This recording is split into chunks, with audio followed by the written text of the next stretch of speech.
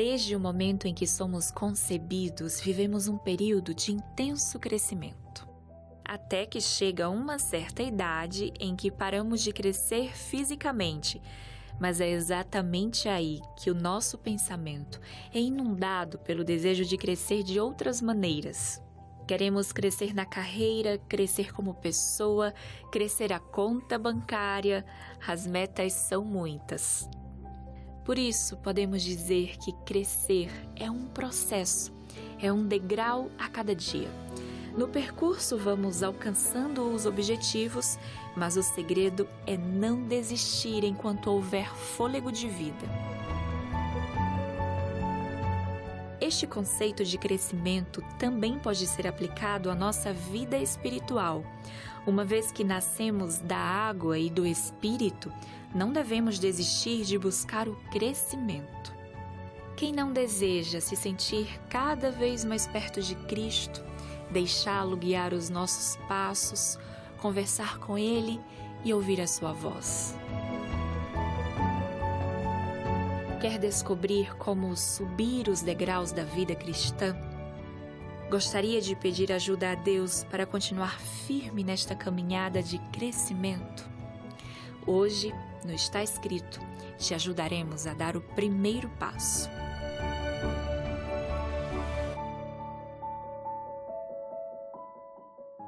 Eis que vem dias, diz o Senhor Jeová, em que enviarei fome sobre a terra, não fome de pão, nem sede de água, mas de ouvir a palavra do Senhor. Jesus respondeu, está escrito, nem só de pão viverá o homem, mas de toda palavra que sai da boca de Deus. Está escrito, apresentado por Joel Flores. E estou tão feliz. Mais uma vez estamos juntos pela graça de Deus. E hoje eu quero abraçar você que está ali do outro lado, esperando já o programa Está Escrito. Porque não existe melhor alimento neste mundo que a palavra de Deus. Estou falando desse alimento espiritual que precisamos. Não a palavra de um homem, não a palavra de um líder, não a palavra de uma igreja, sino a palavra de Deus. E tudo aquilo que está escrito nos faz bem. Porque a palavra de Deus é luz, é esperança, é consolo, é força para todo momento de nossa vida.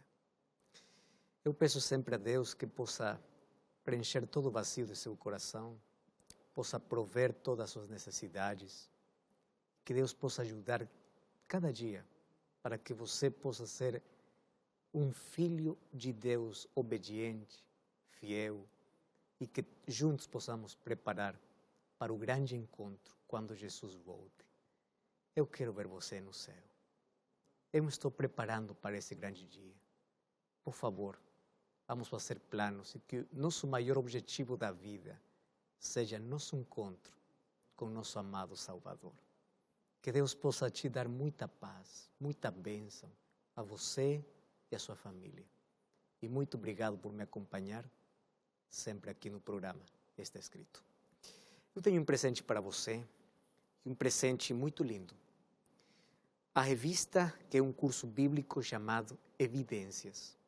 Aqui você vai encontrar aquelas evidências que você precisa para aumentar sua fé.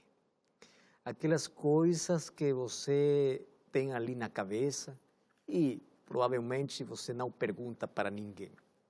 Sabe que tem temas tão importantes, por exemplo, qual é o sentido da vida? A razão e a fé combinam? Como eu sei que Deus existe? Qual é o tamanho de Deus? De onde viemos? Aonde vamos? Por que sofremos? Quando vai acabar o mundo? Como eu posso ter uma vida plena? Você vai encontrar todos esses temas aqui, na revista Evidências. Então, você agora mesmo vai tomar o seu telefone, vai escrever uma mensagem para o nosso WhatsApp ou ligar para o nosso telefone e vai dizer, eu estou assistindo o programa, está escrito. E eu quero a revista ou o curso bíblico Evidências. Lembre que é de graça, não tem custo algum. Vai chegar até a porta da sua casa totalmente grátis. É muito bom, assim como é bom ter a sua companhia.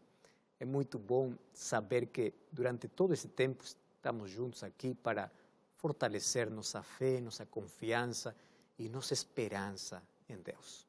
Por favor, receba sempre meu carinho e meu abraço para você que está assistindo o programa. Está escrito. Hoje eu quero falar sobre crescimento. E você sabe que para crescer sempre causa dor. Não existe crescimento sem dor. As dores da vida, o sofrimento da vida, às vezes o fracasso da vida, são motivos para poder crescer na vida. Você lembra quando saiu de casa para morar sozinho? Causou muito dor, mas você estava crescendo. O crescimento é uma lei da vida. Todo aquilo que nasce tem que crescer. E aquilo que não cresce, começa a morrer. Agora, eu quero falar sobre esse assunto na vida espiritual. Por quê? Porque tudo surge com um novo nascimento. Olha, o nascimento natural, o nascimento pelo qual você e eu estamos existindo, não é escolhido. Mas o nascimento espiritual é uma escolha. E todo ser humano precisa nascer de novo. E esse novo nascimento é um nascimento espiritual. Jesus já falou para Nicodemos, no livro de João, capítulo 3, o verso 3 e o verso 5. O verso 3 diz, em verdade te digo, que se alguém não nascer de novo, não pode ver o reino de Deus. Não pode amar o reino de Deus, porque as coisas desta vida vão parecer tão lindas que não vê com clareza o reino de Deus. Não pode ver, a menos que você nasça de novo, tem que nascer de novo. O verso 5 diz, de novo Jesus, em verdade te digo, que aquele que não nascer de água e do Espírito não pode entrar no reino de Deus. Então, você tem um sonho, tem um objetivo, tem um plano de estar com Jesus pela eternidade, tem um plano de viver eternamente, você almeja no seu coração ter vida eterna, você tem que nascer de novo. Nascer de água, através do batismo, e do Espírito, que é um nascimento contínuo, diário. Quando você ora, quando você abre a palavra, quando você permite que o Espírito Santo tome controle da sua vida. Bom, como trabalha o Espírito Santo para que nós possamos nascer? O livro de Tiago esclarece essa dúvida. Tiago capítulo 1, o verso 18, diz assim, olha só o que diz o livro de Tiago, capítulo 1, o verso 18. Diz que, pois segundo o seu querer, ele nos gerou pela palavra da verdade, para que fôssemos como primícias das suas criaturas. O novo nascimento sempre começa quando você tem um contato com a palavra de Deus. E ali o Espírito Santo faz um trabalho importante. Primeiro, de fora para dentro, para te chamar para o reino de Deus. E quando você aceita Jesus, agora o Espírito Santo trabalha de dentro para fora para te transformar segundo a imagem de Deus. É muito lindo saber isso. Mas tudo através da palavra de Deus. Ou seja, o Espírito Santo produz um nascimento da palavra. Isso nos leva para o segundo nascimento, o nascimento da água. Qual é o nascimento da água? O batismo. O batismo é o símbolo de nossa união com Cristo. Lembre, é um símbolo. Ou seja, o batismo é a evidência externa, o que aconteceu no seu coração. O batismo é uma demonstração pública de aquilo que você aceitou em segredo. Mas por que tem que demonstrar publicamente? Porque o amor não pode ser escondido. Você olha para um casal, né? Está muito ali namorando por muito tempo, mas chega um momento que diz, vamos nos casar. Por quê? O casamento é o público de nosso amor. Nós vamos a morar juntos a partir de hoje, mas tem que ter um começo. E esse começo, o casamento. Assim o batismo é o testemunho público de seu compromisso com Deus. E o batismo tem uma razão. E a razão tem que ver com o significado. Quando você vai para o livro de Romanos, capítulo 6, o apóstolo Paulo fala sobre o significado do batismo. A partir do verso 2 diz que, ou a partir do verso 3, ignorais que todos que nós fomos batizados em Cristo, fomos batizados na sua morte. Pois fomos sepultados com ele na morte pelo batismo, para que como Cristo foi ressuscitado dentre os mortos para a glória do Pai, assim também andemos em novidade de vida. O batismo é uma expressão de fé. Fé na morte e a ressurreição de Cristo como Salvador. O batismo é um símbolo de nossa morte para o pecado e a ressurreição para uma nova vida em Jesus Cristo. Por isso, quem é batizado tem fé. Quem é batizado tem que expressar arrependimento dos seus pecados, tem que expressar conhecimento dos principais princípios bíblicos. Aquele que é batizado tem que acreditar, tem que se arrepender. Isso diz o livro de Atos 2, 47, ou Atos 2, capítulo 2, verso 38. O livro de Mateus, capítulo 28, 18 ou 20, diz que uma pessoa que tem que ser batizada vai ter que ser ensinada. Por isso que um bebê não pode ser batizado. Primeiro porque ele não acredita, ele não está arrependido, e não tem raciocínio para isso, né? E porque o batismo é uma escolha pessoal. Se você diz, eu já fui batizado quando eu era uma criança, era um bebê, você não estava consciente disso. É um batismo que a Bíblia não fala. E se não é um batismo real, é um batismo que não tem nenhum significado para a vida. Agora, o verdadeiro batismo tem que ver com um símbolo de sua união com Jesus. Mas eu quero que saiba o seguinte, o que salva não é o batismo. Quem salva é Cristo. Mas é necessário o batismo porque marca o começo. O batismo não é o fim da história. Muitas pessoas dizem, agora sou batizado, já estou salvo. Não, o batismo não é o fim. O batismo é o começo da vida, de uma nova vida, onde você é uma nova criatura. Mas aqui vem um elemento importante. A partir daí, quando você começa uma nova vida, você tem que crescer. Porque tudo aquilo que nasce precisa crescer. E olha só, a vida cristã tem que ser uma vida de crescimento constante. Uma vida de progressão. Isso se chama uma vida de santificação. Ser santo não significa que você não peca. Santificação significa que você começa a caminhar com Deus. Você submete sua vontade à vontade de Deus. E Deus coloca a sua palavra, Deus coloca a sua lei no seu coração. E sua vida se coloca em harmonia com a vontade de Deus. E quando sua vida se coloca em harmonia com a vontade de Deus, muda seus gostos, muda suas preferências. Pode abandonar aquelas coisas que destroem sua fé, aquelas coisas que afastam de Deus. E sabe o que acontece? Cada dia você vai refletir o caráter de Deus. Você vai ser mais semelhante a Jesus, porque o poder do Evangelho é restaurar a imagem de Deus na sua vida, até que chegue o dia da glorificação. Que é o dia da glorificação? Quando Jesus volte, seremos transformados completamente. Ou seja, de nossa vida será arrancada a natureza do pecado. Não teremos mais vontade de pecar. Mas, por enquanto, vamos caminhar com Jesus para que Jesus possa nos ajudar e transformar o nosso coração. Essa é uma vida de crescimento. O livro de Provérbios, capítulo 4, o verso 18, fala sobre essa experiência que todo cristão, que todo crente tem que ter.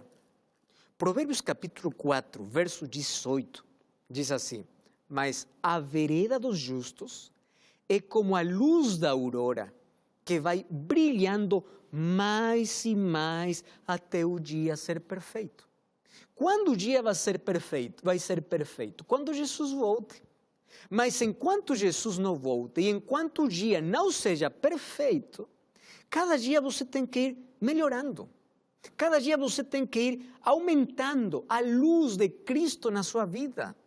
Isso se chama maturidade espiritual. Eu queria dizer aqui uma coisa muito interessante. Nunca confunda idade com maturidade. Porque, na verdade, todos crescem, mas de todos amadurecem. E na experiência cristã acontece a mesma coisa. Os anos podem passar, você pode frequentar anos na igreja, os anos passam, mas qual é a sua experiência com Deus? Tem muitos crentes que têm a experiência de uma criança espiritual. O apóstolo Paulo, no livro de 1 Coríntios, capítulo 3, verso 11, diz: para de ser uma criança. Quando eu era criança, eu pensava como criança, eu brincava como criança, mas agora que já cresci, não mais. Ou seja, assim também, na vida cristã, nós precisamos amadurecer espiritualmente. Mas ali vem a pergunta: como eu posso amadurecer espiritualmente? Bom, eu tenho a resposta com a palavra de Deus. Por onde começa tudo? Vamos para o livro de Mateus, capítulo 22. Mateus, capítulo 22, o verso 37, diz assim a palavra de Deus. Respondeu Jesus: amarás o Senhor teu Deus com todo o teu coração, de toda a tua alma e com todo o teu entendimento. Por onde começa esse crescimento? Bom, pela fascinação que você tem por um Deus que ama. Lembra uma coisa: sem amor, nada faz sentido. Você pode cumprir todas as regras, mas se você não faz por amor, não tem sentido. Sabe que coisa vai se tornar um fardo e uma obrigação? Eu conheço tantos cristãos, tantos crentes, que não são felizes, porque estão levando um fardo de coisas para cumprir, mas sem amor. E sabe que quando as coisas são com amor, você começa a gostar, você faz por amor, porque você conhece a Deus e você tem tanta vontade de viver com Ele. O livro de Salmos, capítulo 37, o verso 4, esse é meu verso favorito da Bíblia. Diz assim o verso 4: agrada-te do Senhor, e Ele satisfará os desejos do teu coração. Ou seja, ama o Senhor. Você tem que encontrar prazer em estar na presença do Senhor. Você sabe que essa palavra, agrada-te do Senhor, ali no idioma original, vem a palavra proscúnio, que significa, dali vem a palavra cão. Você já viu um cachorro, que coisa faz quando vê seu dono vir? O cachorro não fica ali quietinho. O cachorro começa a brincar, começa a pular, começa a querer chegar até seu rosto. Você imagina se nós tivéssemos esse prazer quando chegamos à presença de Deus? E é ali onde aumenta a nossa necessidade de Cristo. Por isso o livro de Salmos, capítulo 42, verso 2 diz: como suspira a corça pelas correntes das águas, assim por ti, ó Deus, suspira minha alma tem sede de Deus, eu quero estar perto de Deus. Mas como você consegue isso? Na medida que você tem comunhão diária com Deus. Olha só. Enquanto você esteja mais perto de Deus, você é mais consciente da sua realidade e você começa a depender mais de Deus. Quanto mais perto você está da luz, você pode ver todas as imperfeições. Estou muito preocupado pelas pessoas que simplesmente veem imperfeições nas outras pessoas. Estão ali acusando os erros dos outros, porque estão longe da luz. Aquele que está perto da luz apenas pode ver suas imperfeições. E pede misericórdia a Deus. Isso significa ter uma vida de oração, uma vida de meditação. Você sabe que quando se relaciona com Deus, Deus coloca em você um perfume que não pode esconder. Essa fragrância do amor. Quando você tem um relacionamento profundo, um relacionamento que não é superficial com Deus, até seu rosto muda. O livro de Êxodo, capítulo 34, verso 29, diz que quando Moisés esteve na presença de Deus durante 40 dias, seu rosto estava iluminado. Olha só. É ali onde nós tornamos o sal e a luz do mundo, que transforma o meio ambiente porque você passa tempo com Deus. É o primeiro. Número 2, o que acontece ali? Ali começa o trabalho de transformação de Deus. E eu quero dizer uma coisa aqui com muito amor. Meu querido, a graça que salva é a graça que transforma. Quando você passa tempo com Deus, você passa a viver na vontade de Deus. E a imagem de Deus começa a ser restaurada. O caráter deformado pelo pecado é transformado pela graça de Deus. Por isso o convite de Deus está em Mateus capítulo 11, verso 28 ao verso 29. Vinde a mim, todos que estáis cansados, sobrecarregados, eu vos aliviarei. Tomai sobre vós o meu jugo e aprendei de mim, que sou manso e humilde de coração. Ou seja, você vai se parecer a mim enquanto caminha comigo. O jugo é um instrumento onde junta 2 animais, 2 bodes ali, para caminhar juntos. Às vezes, Deus vai permitir que a dor possa bater a porta da sua casa, para que sua fé possa crescer. Porque a fé cresce com a palavra de Deus e através dos problemas. E Deus às vezes permite adversidades para tirar aquelas coisas que sobram em nossa vida, para nos ensinar a depender. Porque aquilo que nós não aprendemos na prosperidade, aprendemos na adversidade. E sabe que Deus começa com mudanças reais, não superficiais. E as mudanças reais são de dentro para fora. E essas mudanças acontecem como resultado de um relacionamento com Deus. Ninguém vai para o céu pelo que fez, senão pelo que permitiu que Deus possa fazer na sua vida. Lembra dos discípulos? João, Pedro, lembra do Paulo? Eles chegaram para Jesus com uma deformidade de caráter, mas Deus mudou. Caráter deformado para um caráter transformado. Cristo deixa de ser um argumento para a sua vida e passa a fazer agora o centro da sua vida. E você vai dizer como o apóstolo Paulo: cada dia eu tenho mais de Deus e menos de mim. Porque a vida gira em torno a Jesus. É uma vida de devoção, de adoração, de estudo da Bíblia, de oração, de testemunho natural. Porque enquanto você esteja mais perto de Deus, estará mais perto do próximo. Aquele que olha para Cristo tem uma visão diferente da vida e tem maior compaixão pelos outros.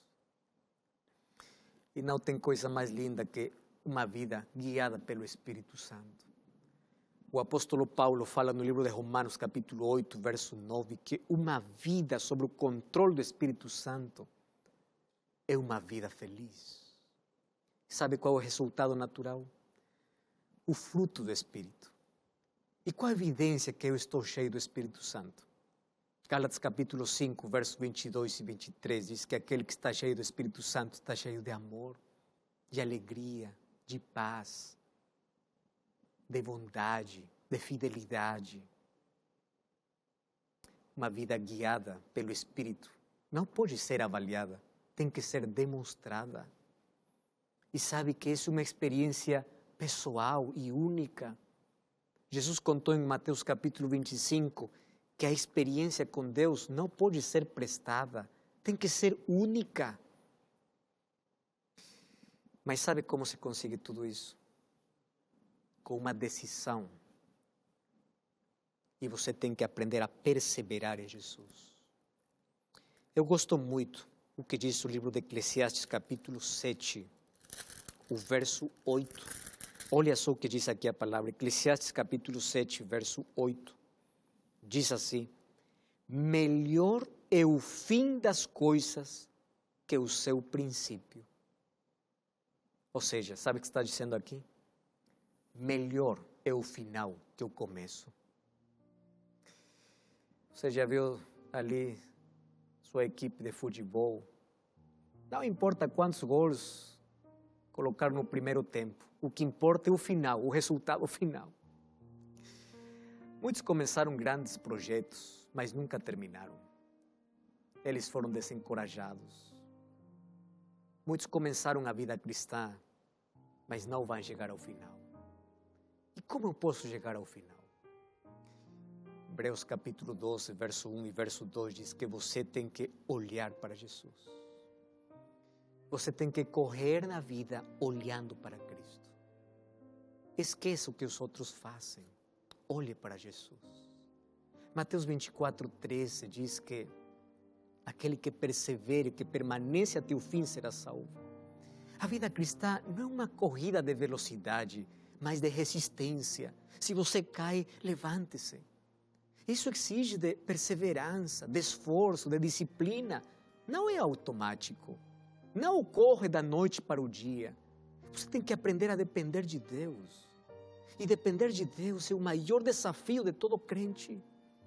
Vai depender também do esforço humano, sim. Josué capítulo 1, verso 9 diz: por favor, meu filho, se esforce e seja valiente. Por favor, seja corajoso. Eu vou estar contigo, mas você tem que se esforçar.